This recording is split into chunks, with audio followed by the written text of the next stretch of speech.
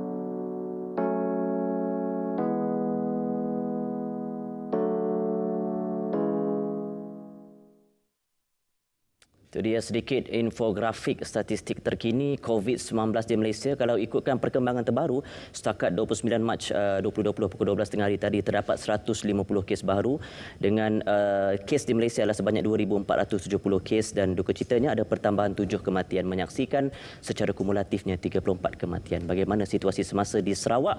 Apa kata kita tanya tetamu kita pada malam ini. Saya persilakan Yang Amat Berhormat Ketua Menteri Sarawak Datuk Patinggi Dr. Abang Haji Abdul Rahman Zohari bintu Datuk Abang Haji Openg. Assalamualaikum. Waalaikumsalam warahmatullahi wabarakatuh. Selamat datang. Macam berjanji kita hari itu sama-sama baju kelabu. Oh ya.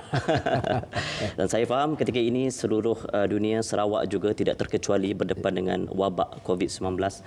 Di Sarawak, kalau kita lihat daripada kronologinya, kita lihat 13 Mac 2020, Sarawak mencatatkan kes pertama COVID-19 sebelum kematian pertama juga di Malaysia dicatatkan di Sarawak. Ketika itu juga Sarawak ketika ini menjalani Perintah Kawalan Pergerakan ataupun PKP, dan kita lihat juga bagaimana kesannya kepada pola ataupun trend wabak COVID-19. Tapi mungkin sebelum kita buka ruang bicara naratif kita malam ini sedikit, boleh kongsikan perkembangan terkini COVID-19 di Sarawak. Silakan Datuk. Terima kasihlah. Izinkan saya terlebih dahulu bercerita mengenai dengan kronologi penyakit COVID-19 ni.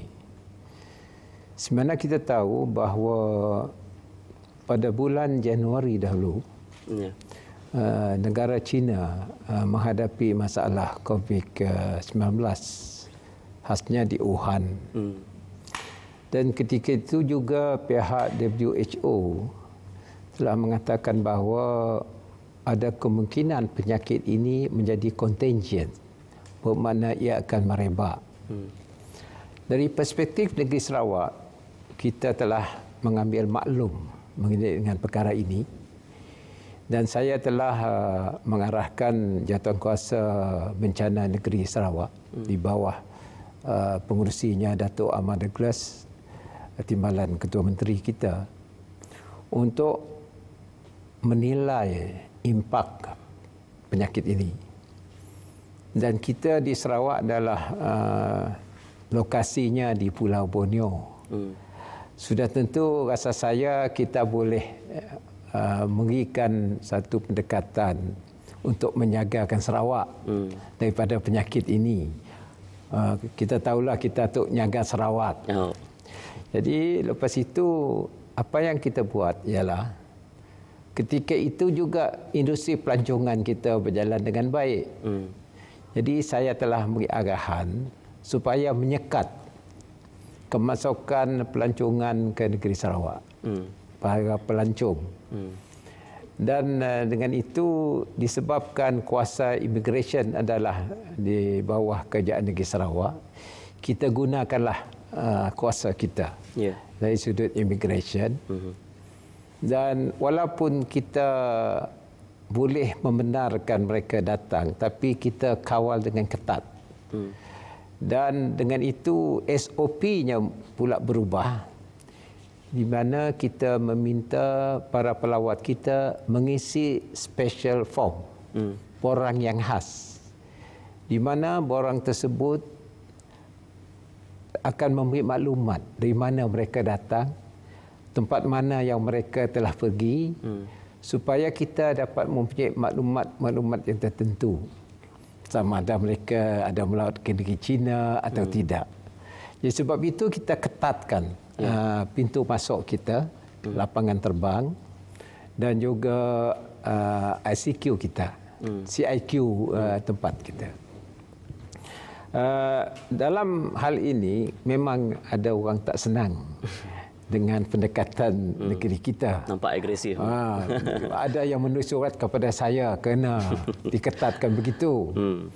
Tetapi kita di negeri Sarawak mengambil pendirian berhati-hati. Dan selepas itu kita melihat pada bulan Mac kita menghadapi kes yang pertama dan juga membawa kepada kematian. Maka sebab itu saya rasa kronologinya kita hendaklah mempunyai satu pendekatan untuk menjagakan pintu masuk kita dan mengetatkan kemasukan orang luar ke negeri kita. Dan selepas diisytiharkan MCO kita pada 18, maka kita ketatkan lagi lah supaya penyakit ini tidak merebak.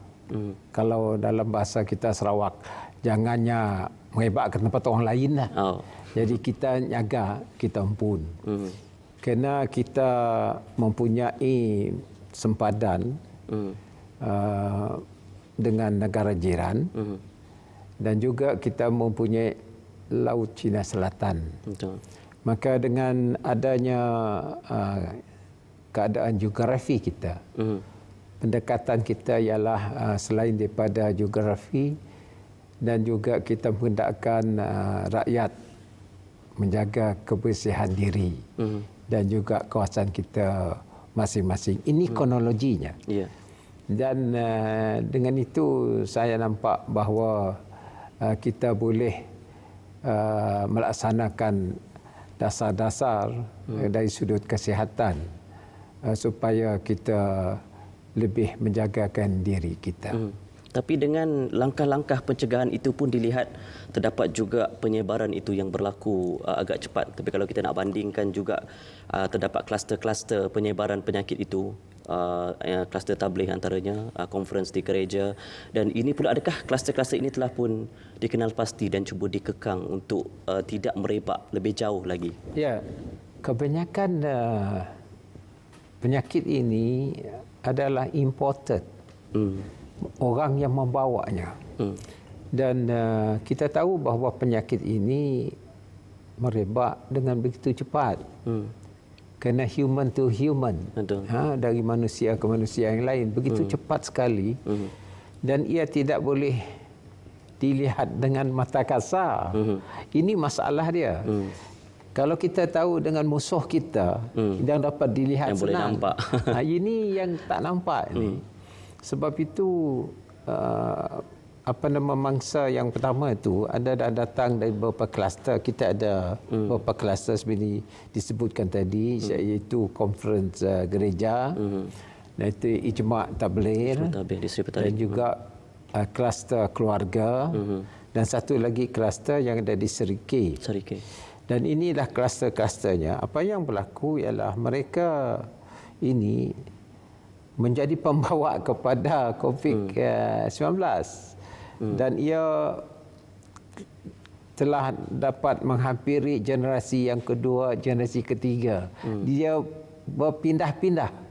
Maka sebab itu saya memang bersetuju kita mengadakan kawalan ini supaya tidak merebak begitu cepat. Dan dalam hal ini pendekatan kita negeri Sarawak ialah nak isolate.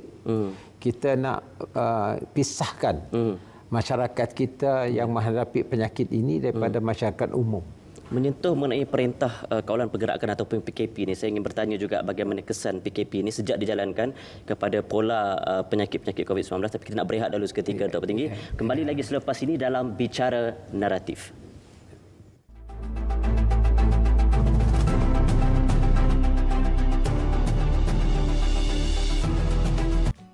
Itu dia tadi sedikit pesanan khidmat masyarakat daripada Anding. Itu di antara langkah-langkah yang diadakan oleh RTM Sarawak untuk sentiasa memberi peringatan kepada anda untuk mengikuti perintah kawalan pergerakan, jaga jarak anda, penjarakan sosial dan juga jaga kebersihan, jangan keluar jika tidak perlu dan banyak lagi. Sebenarnya jika semua kita menjalankan tanggungjawab, memainkan peranan kita masing-masing, pastinya kita dapat mengekang dan menghentikan penularan wabak COVID-19 ini. Dan juga saya nak wawarkan kepada anda untuk berinteraksi secara interaktif dengan kami di ruangan Facebook Berita RTM, di ruangan Bicara 5 dan juga saksikan kami melalui My Freeview 123 dan juga saluran TV1.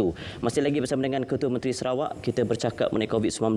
Tadi kita dah lihat kronologinya bagaimana penyakit itu merebak dan apa usaha kerajaan negeri dah nampak di peringkat awal lagi, walaupun belum merebak dengan pantas, sudah pun menjaga di sempadan terutamanya. Kerana Sarawak ini pintu sempadannya ada juga menyaksikan kita dengan Kalimantan, Indonesia, Sarawak dan juga Brunei, dan itu kita harus jaga juga hubungan kita dengan negara lain.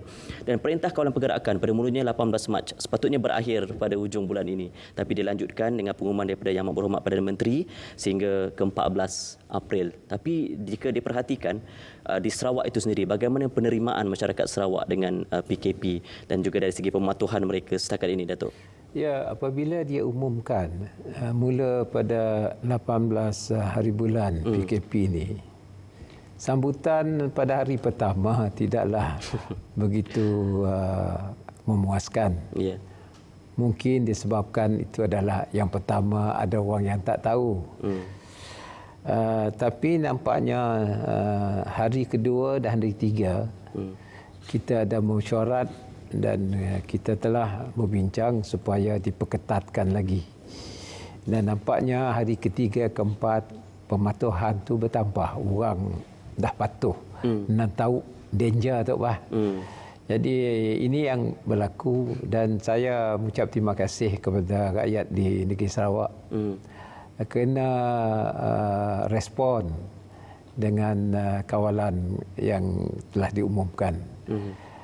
Walaupun ada yang rasa boring diam di rumah ataupun rasanya selalu keluar, tapi tu tang diam dalam rumah aja. Mungkin macam cultural shock lah. Tapi saya nampak bahawa pada hari ini ia telah begitu baik dan kepatuhannya mengikut angka yang diberi oleh pihak polis kepada saya. Lebih kurang 95%. Bermakna orang dah mulai tinggal di rumah. Walaupun ada ketua keluarga keluar untuk membeli barang keperluan, maka ia telah dibolehkan. Dan juga kita mengetatkan juga kawasan-kawasan tertentu supaya jangan orang berkumpul dalam satu kumpulan yang agak besar. Dan ini telah berjalan dengan baik dan dengan itu kita nampak bahawa kita dapat kawallah merebaknya penyakit ini. Walaupun pada hari ini kita melihat bahawa kes yang ada di Sarawak ialah 129 hari ini. Semalam 118. Yeah. Tapi hari ini bertambah dengan 11. Dan ini kes yang positif. Ada pula kes-kes yang dalam investigation lah, PUI, siasatan. Dan ini akan sedikit sebanyak determine angka itu. Tetapi pada keseluruhannya saya nampak bahawa kalau kita berdisiplin sedikit, jangan kita keluar dan kita dapat berdisiplin diam di rumah, saya fikir angka ini boleh menurun. Kerana life cycle dia 14 hari ini. Yeah. Kalau selesai 14 hari, kemungkinan ia dapat dikurangkan. Itulah harapan kita. So, kalau kita saksikan daripada jumlah pertambahan walaupun meningkat, tapi kita dalam usaha kita untuk flattening the curve itu nampak hasilnya. Yeah. Dan kalau kita lihat juga hotspot Kuching antara tempat kita sekarang ni berada, antara hotspotnya selain Miri dan juga beberapa daerah yang lain. Tapi adakah untuk program yang diumumkan, program disinfection ataupun cemar ketika ini adakah akan juga diadakan di Sarawak? Ya, kita lihatlah. Kita lihat ada juga kawasan di Kuching ni yang panas. Yeah. Ada 2-3 kawasan. Pihak jawatankuasa dan menerusi nasihat daripada Jabatan Kesihatan, kita melihat mungkin terpaksa dinyahkanlah, dicucikan kawasan-kawasan yang agak berpotensi dengan angka-angka yang ada. Kerana kalau kita melihat trend penyakit ini, kalau populationnya banyak, di sanalah potensinya. Dan kalau kita dapat isolate section of the community itu, sebahagian daripada community itu ke satu tempat yang kita tahu, maka kita boleh mengawal penyakit itu daripada merebak. Inilah pendekatan kita. Dan saya dalam hal ini ingin nak mengucap terima kasihlah kepada pihak yang terbabit, khasnya the frontliners, pihak Jabatan Kesihatan, sidak polis, sidak rela, yang membantu kita. Betul. Lebih-lebih lagi masyarakat sendiri. Mereka mesti faham dengan keadaan yang sebenarnya. Betul. Kalau kita lihat, kalau daripada 95% yang patuh tu, 5% yang tidak patuh ni memberi kesan kepada 95% usaha itu mungkin sia-sia juga. Dan selepas ini yang lebih penting saya rasa yang kita nak berikan tumpuan pada hari inilah bantuan kepada warga Sarawak terutamanya untuk meringankan beban mereka. Sebelum itu kita saksikan infografik ini dulu, pakej khas bantuan Sarawakku Sayang. Saksikan.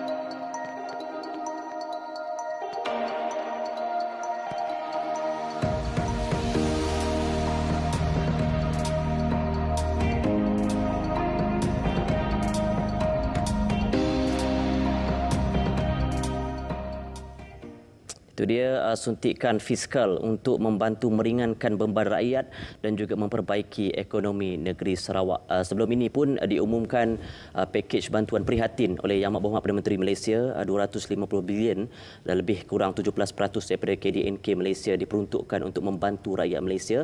Jadi segenap lapisan masyarakat, bukan Makcik Kia saja tapi kesemuanya menerima manfaat daripada suntikan tersebut. Dan juga Sarawak diumumkan lebih awal lagi sebenarnya, agak mirip, berpaksikan rakyat pakej bantuan bernilai 1.15 bilion oleh Yang Amat Berhormat Ketua Menteri Sarawak sendiri. Jadi kita nak tanyalah untuk bantuan ini, pakej bantuan khas Sarawakku Sayang, namanya pun cukup mesra dengan rakyat. Apakah teras ataupun asas kepada pakej bantuan ini? Ya, apabila kita mempunyai PKP ini, rakyat terpaksa diam dalam rumah, bermakna ia akan memberi kesan yang mendalam kepada hidupan mereka, khasnya dari sudut ekonomi. Ya. Maka saya telah melihat bahawa dalam hal ini consumption akan menurun. Orang tidak akan membeli barang, orang tidak berbelanja. Bermakna dalam sudut ekonomi, apabila permintaan itu kurang, bermakna ia akan menjejaskan sistem aliran wang yang ada di dalam ekonomi. Sebab itu saya rasa bahawa consumption ini, daya beli itu mesti ditambah dengan kerajaan memberikan bantuan secara yang lebih mendalam dan dapat membawakan keadaan ekonomi balik seperti sedia kala. Sebab itu Kerajaan Negeri Sarawak telah mengumumkan bantuan Sarawakku Sayang 1.15 bilion. Dan semalam saya tambah lagi 16.4 million untuk membantu masyarakat yang memerlukan bantuan, orang miskin, orang kampung dan seterusnya. Apa yang kita laksanakan ialah apabila kita berikan bantuan ini, maka consumption itu akan meningkat. Dan kita beri B40 1,500. Ya. Tapi bayarannya dalam 6 bulan. Mulai daripada bulan April. Dan ini dapat menjanakan banyak spillover dalam ekonomi kerana kita ada mengikut Jabatan Inland Revenue, mereka ada mempunyai senarai 430,000 orang.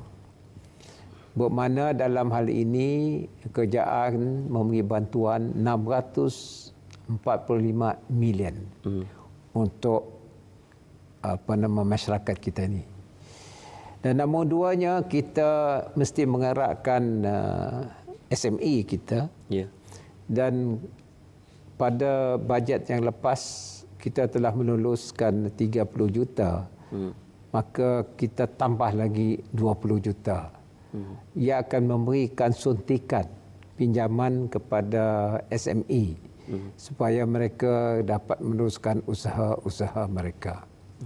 Selain daripada itu, kita beri juga bantuan kepada frontliners kita. Dan ini sudah tentu dapat membantu mereka. Juga lebih kurang 18 juta. Ya. Dan yang lain tu yang kita beri adalah dari sudut diskaun. Kita tenaga elektrik, kita beri diskaun antara 10 hingga 25%. Itu makan belanja lebih kurang 166 juta. Dan kita juga beri diskaun kepada bekalan air. Diskaun juga kepada asesmen rumah kita seluruh negeri Sarawak.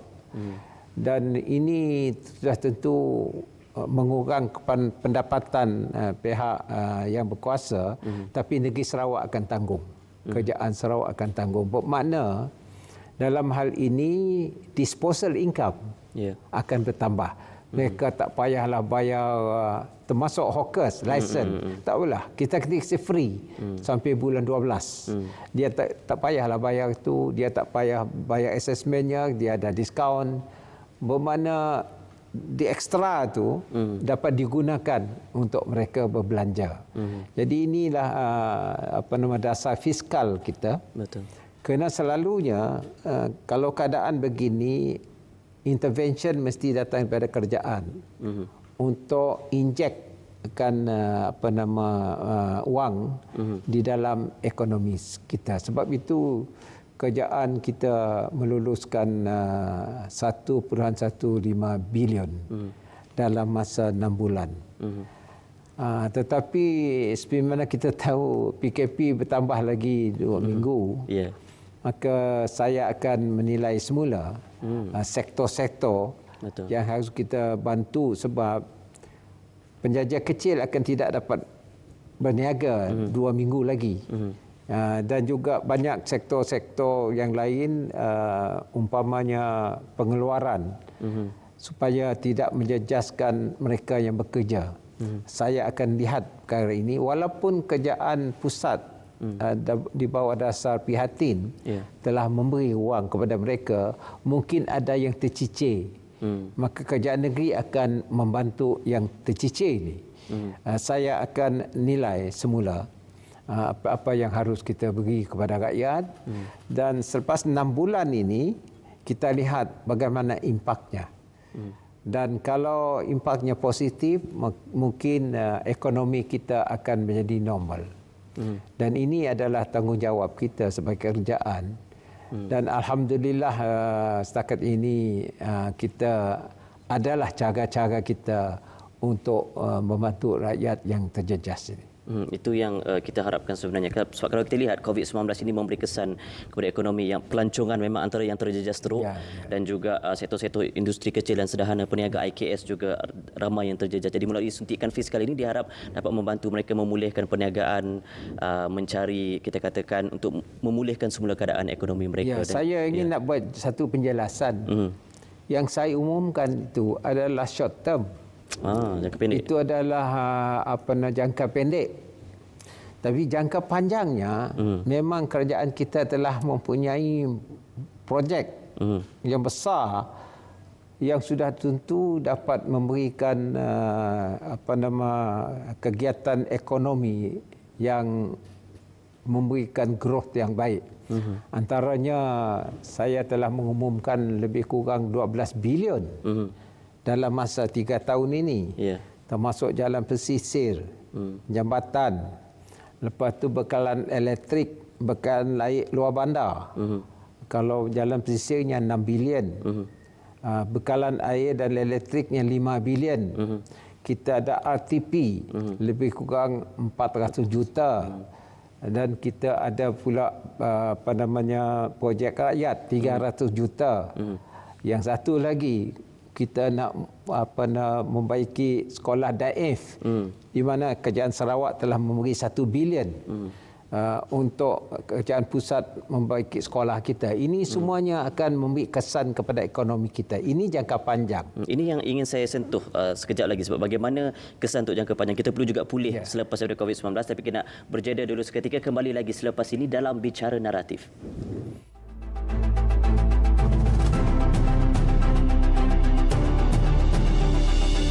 Kita harus bersedia menghadapi situasi ini, tidak kira apa jua. Kita harus optimis bahawa COVID-19 ini akan berjaya kita tangani, akan berjaya kita perangi jika semuanya menjalankan peranan masing-masing, memainkan tanggungjawab mereka masing-masing. Dan diharapkan di Sarawak juga, orang-orang Sarawak tidak kira di mana, Miri, Limbang, Bintulu, Sibu, Kapit dan sebagainya, walau di mana sekalipun semuanya menjalankan kerjasama, mainkan peranan mereka, stay at home, jaga kebersihan, sentiasa jaga jarak, dan insya-Allah kita dapat sekat penularan wabak COVID-19. Baik, pakej bantuan khas Sarawak Aku Sayang masih lagi bersama dengan Yang Berhormat Ketua Menteri Sarawak hari ini berkongsi dengan kita, sama juga seperti apa yang digagasi oleh Perdana Menteri kita.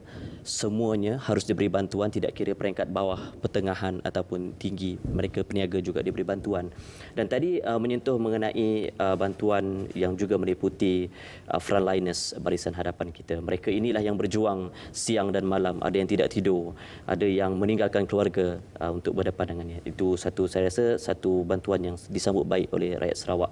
Dan timbul juga satu persoalan dari segi eligibility, kelayakan dan juga pengagihan bantuan-bantuan ini, bantuan tunai terutamanya. Jadi adakah mereka ini perlu melalui satu saluran untuk memohon, dan bagaimana mereka di luar bandar? Bagaimana pengagihan ini? Adakah sama juga dengan BSH ataupun ada salurannya tersendiri untuk negeri? Ya, sebenarnya kita nak mempercepatkan supaya kita dapat mengeluarkan agihkan apa yang telah kita umumkan.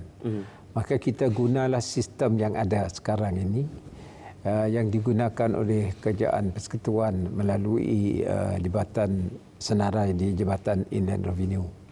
Dan kita gunakan, dan kita ada pasokan di bawah Setiausaha Kerajaan Negeri kita dengan pegawainya untuk mempunyai satu sistem, khususnya yang 645 juta ini yang kita hendak agihkan mulai daripada bulan April ini hingga 6 bulan lah. Mungkin ada yang mendapat tiap-tiap bulan, kita kredit kepada akaun mereka. Yang keduanya, mereka yang tidak ada akaun, maka kita terpaksa buka kaunter. Sama ada kita agihkan dalam masa 2 bulan sekali. Bermaknanya mereka patut menerima RM250 satu bulan.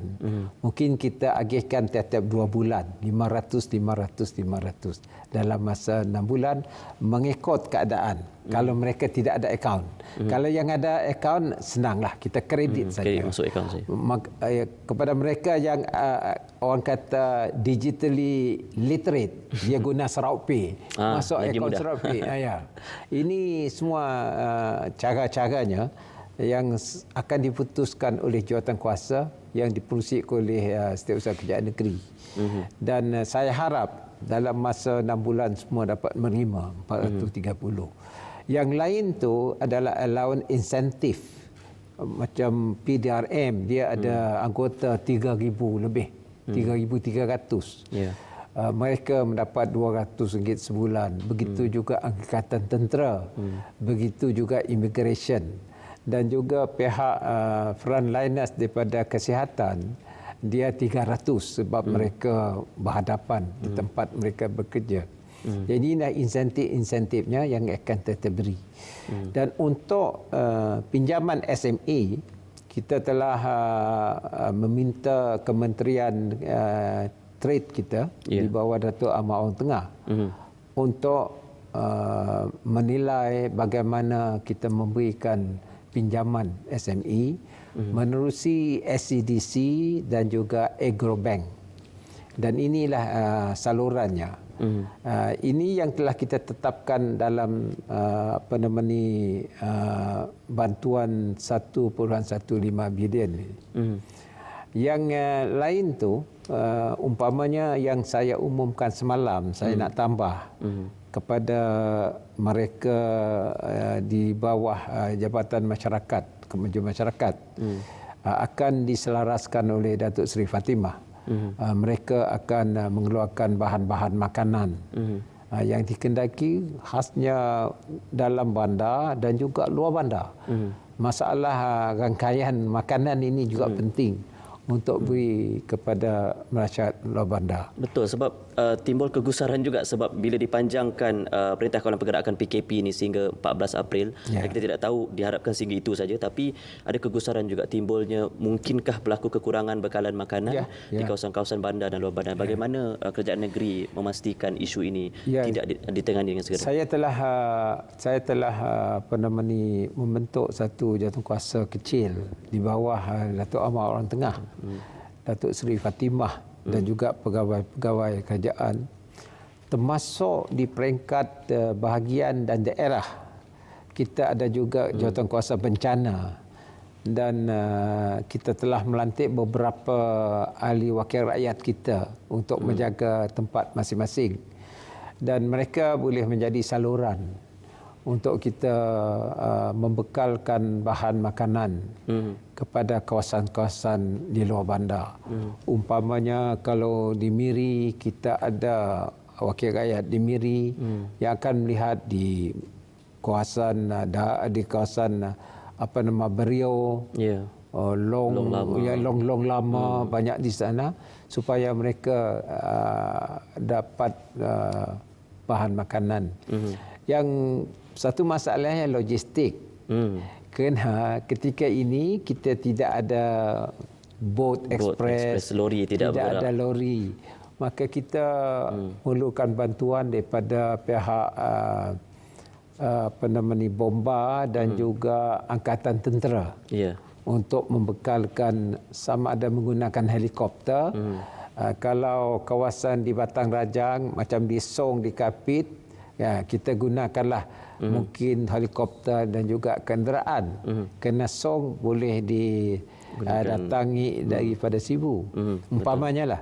Ini akan diuruskan oleh jawatankuasa kita untuk mengagihkan bahan makanan supaya rakyat dapat bahan-bahan bekalan makanan yang penting ini. Baik, kita nak sentuh sedikit lagi, itu sekejap lagi, tapi nak saksikan dahulu bingkisan yang kami sediakan ini.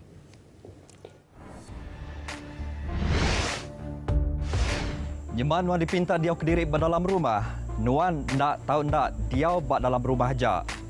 Nuan megak nak tahu nurun alai palan durgawa ke sekolah, tok ke gagai palan ti dilawak mensia mayu. Serta Nuan megak nak boleh terima sebarang penatai temuai datai ke rumah.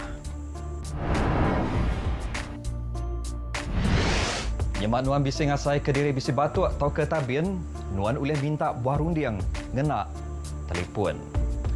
Anan terus ngelawak palan perubat ngau hospital dikena nyeliah ke diri rampit igi penyakit.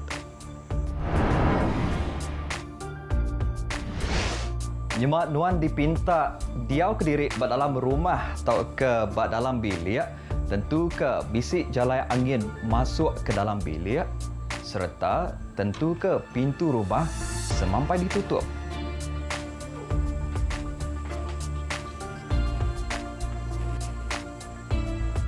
Nyemak Nuan berkongsi bilik mandi atau ke ngenak bilik mandi tentu di orang bukai, anang berkongsi tawil mandi engkau perengka kena mandi.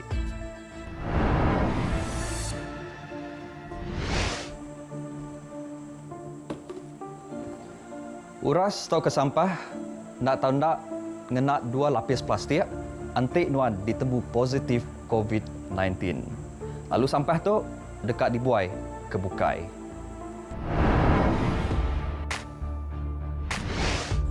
Tiap 4 ikut hari 5 ikut orang kekena rampit dengan penyakit COVID-19 tu dekat berengkah hari tanah biasa saja. Yang kebuah berguna amat kita ngengkah ke sidak tu Kediri. Laban dekat mantuk nagang penyakit tu ngelekai ngagai orang bukai. Kelebih hagi ngagai sidak ke bisik berpenanggul bak pengerai.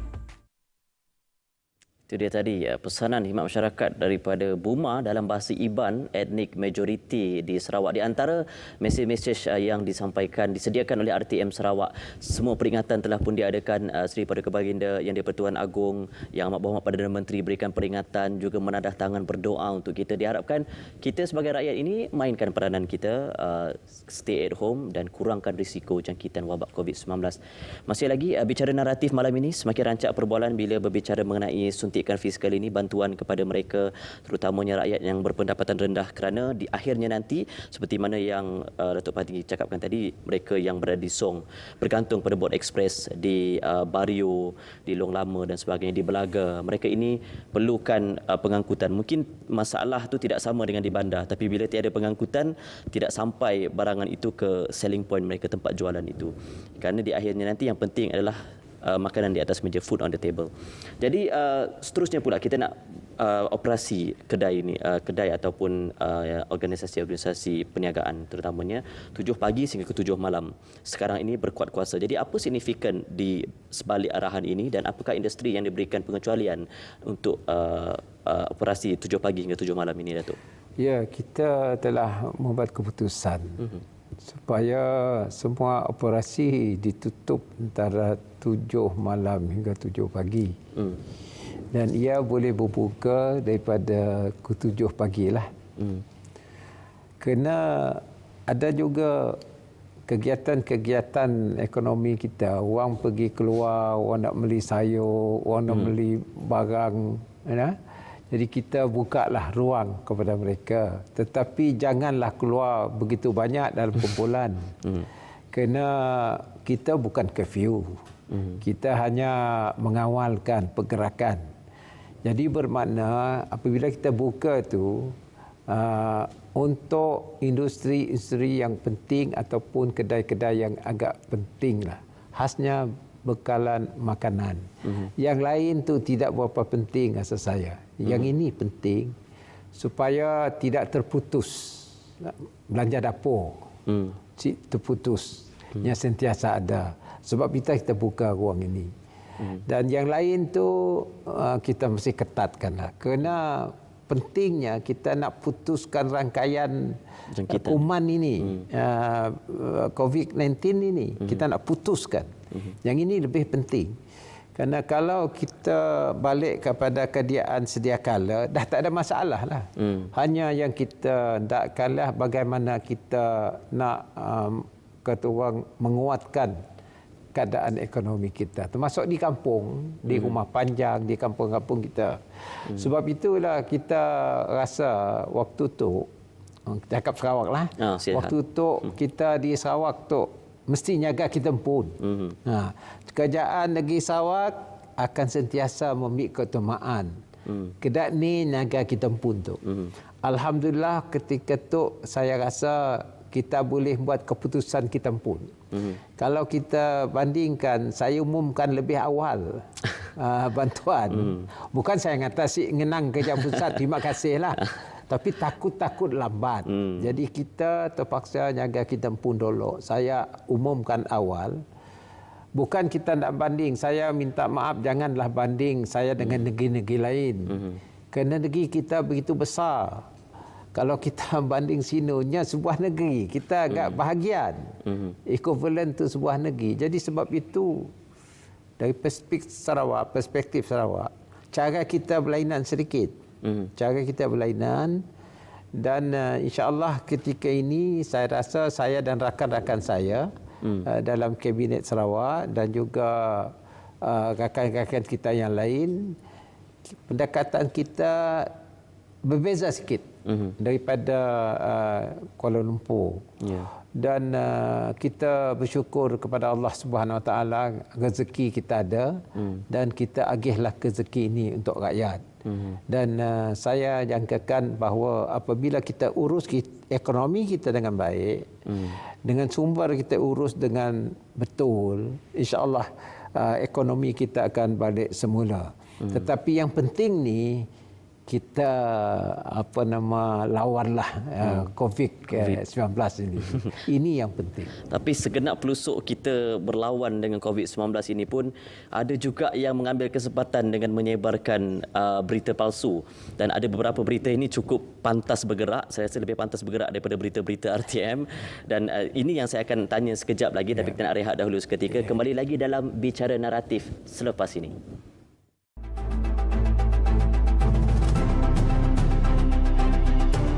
Terima kasih setia bersama kami menonton di mana anda sedang mengikuti PKP ini, kekal di rumah menyaksikan Bicara Naratif pada malam ini. Tadi kita sempat berbicara sedikit mengenai berita palsu yang tular di Facebook terutamanya dan juga WhatsApp. Dan ada berita dia berlaku di Sabah, tapi saya tak pasti tempiasnya kena di Sarawak atau tidak.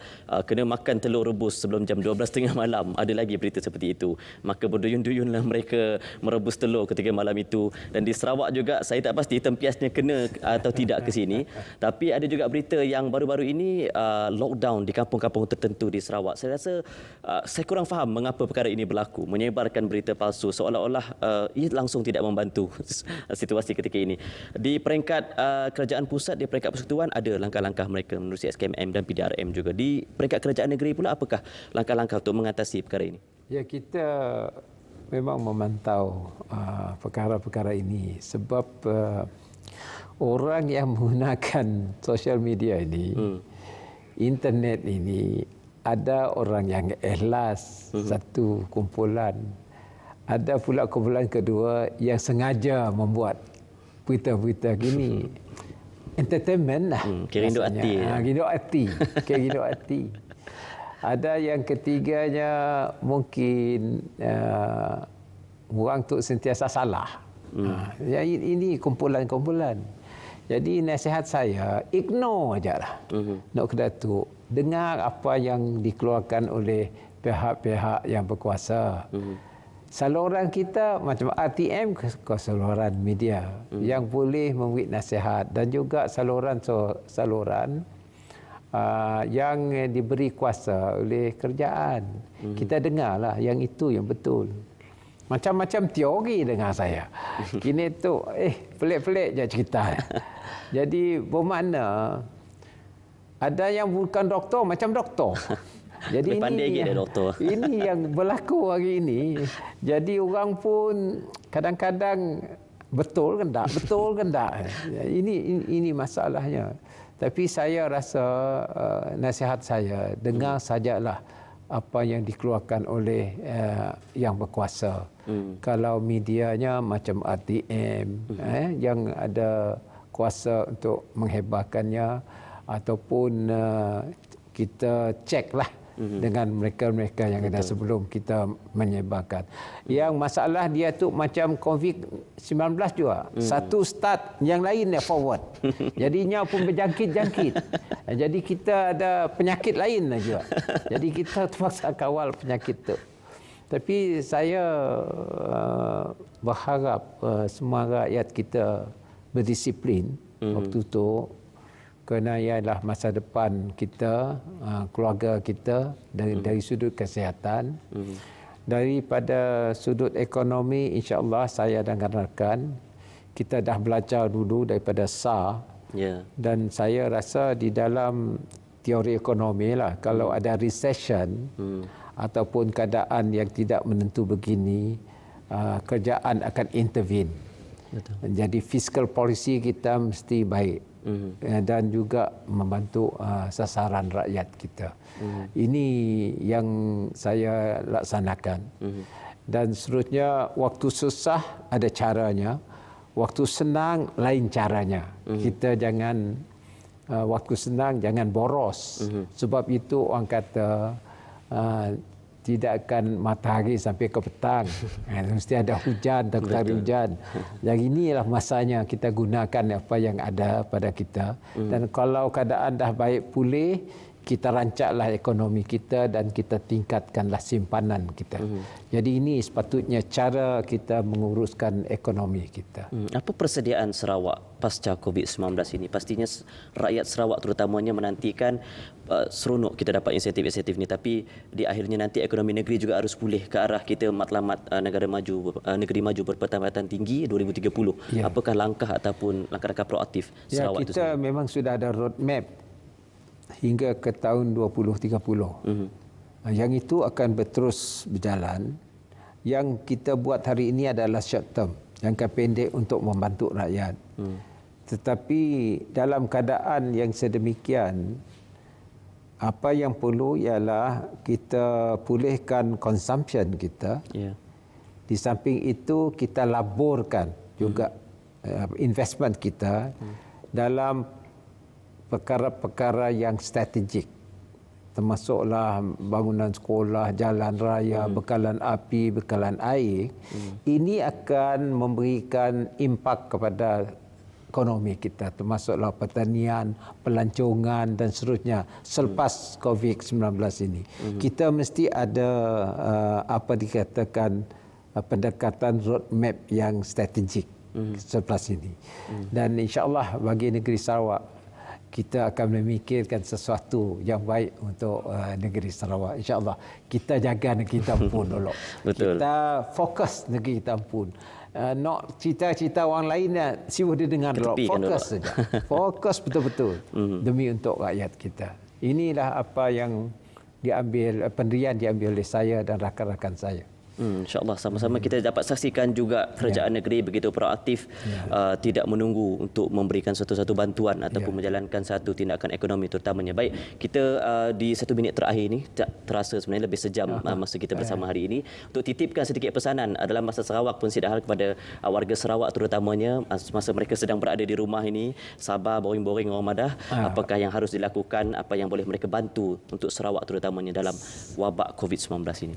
Saya nak pesan ajalah dalam masa 14 hari itu dan juga 14 hari yang akan datang, kita disiplin sikitlah. Jangan keluar sibuk nak gaguh gila lah. Gaguh hal diri aja supaya jaga kesihatan. Lepas dia kata orang kita berdoalah supaya kita dijauhi daripada malapetaka COVID-19 tu. Saya rasa tidak lain daripada berdoa. Usaha dah kita buat, tapi kita mesti doa mengikut kepercayaan kita masing-masing. Bagi orang Islam, saya ada buat pesan lah, apa yang saya tahu lah. kita sembahyang 5 waktu, ya sujud yang akhir. Doakanlah dan sujud yang terakhir supaya kita dijauhi daripada penyakit yang merebak ini dan keadaan kita balik semula. Dan doa itu penting juga. Dan selain pada itu, kita berusahalah menjaga keluarga kita pun, anak kita berkeliaran, jangan suruhnya keliaran, suruhnya balik. Ibu Melayu. Dan suruh jagalah, jaga diri pun lah. Diam di rumah, jangan dengar berita pelik-pelik juga. Barang tempelik si boy kot gila lah. Jaga kita pun aja. Baik. Terima kasih banyak hari ini bersama dengan kita. Itulah dia pesanan daripada Yang Amat Berhormat Ketua Menteri Sarawak Datuk Patinggi Abang Johari Tun Openg hari ini. Terima kasih bersama kami bicara naratif sehingga ke akhir rancangan. InsyaAllah ada masa kita berjumpa lagi. Assalamualaikum dan selamat malam.